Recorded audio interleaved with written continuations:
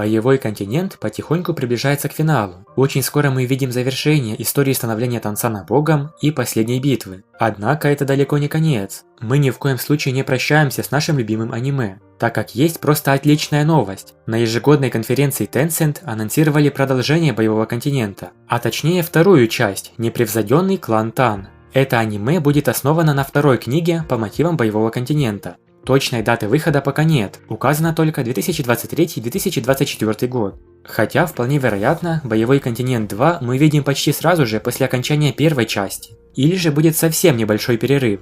Был выпущен очень интересный, несколько загадочный трейлер, который изображает, казалось бы, совершенно другой мир. На самом деле, действие происходит спустя 10 тысяч лет после нынешних событий. Мир сильно изменился. Стоит упомянуть просто восхитительную графику. Аниме будет создано на новом движке с использованием самых передовых технологий. Картинка будет даже лучше, чем сейчас. Прорисовка города и детализация просто великолепна. Очень интересно, каким же будет сюжет второй части Боевого континента. Увидим ли мы Тансана и других знакомых нам персонажей? Возможно, многие ожидают, что вторая часть продолжит сюжетную линию первого Боевого континента. Однако, помимо упоминания клана Тан, это совершенно новая история с новыми главными героями.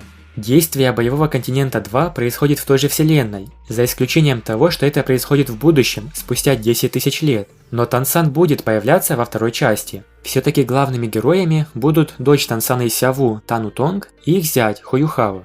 Как видим, ситуация на материке сильно изменилась. В это время монстры Шрека во главе с Тансаном уже покинули мир людей и поднялись в Божественное Царство. Из-за их ухода многое поменялось. Первоначальной империи больше нет, и даже секта Тан, основанная Тансаном, пришла в упадок. В этом мире нет ни духовной силы, ни боевых навыков, но есть духовные сущности. Через 10 тысяч лет после эпохи Тансана из-за движения плит Боевой континент столкнулся с континентом Солнца и Луны. Два континента сошлись. Империя Солнца и Луны начала атаку на государство Боевого континента с помощью своего превосходного инструмента души. Мы видим совершенно новый технологичный стиль. Здесь большую роль играют механизмы и разнообразные паровые приспособления. Другими словами, жизнь на континенте Луны и Солнца – это стиль стимпанка. Город, изображенный в трейлере, явно находится на другом континенте. И мастер, плывущий на корабле, тоже пользуется их механизмами и изобретениями. Получается, на этом другом континенте нет как таковых духовных мастеров. Здесь духовная энергия переплетается с механизмами. Больше похоже на первоначальный мир Тансана, с его скрытым оружием. Но все же знакомые нам духовные кольца присутствуют. Интересно будет посмотреть, как же там мастера культивируют и становятся сильнее.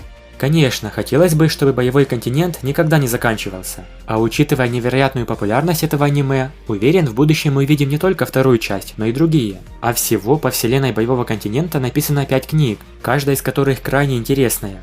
Только представьте, что нас ждет впереди. Думаю, Боевой континент 2 будет ничуть не хуже, чем первый. Просто все будет несколько иначе, и к этому нужно будет привыкнуть, как и к новым главным героям. Увидим детей Тансана, и что стало с кланом Тан спустя тысячелетия. Сюжет будет классный, приключения героев еще интереснее, и как же без зрелищных сражений. А что вы думаете о продолжении Боевого континента? Ждете ли вы эту новинку? Напишите в комментариях. Большое спасибо за просмотр и всем пока!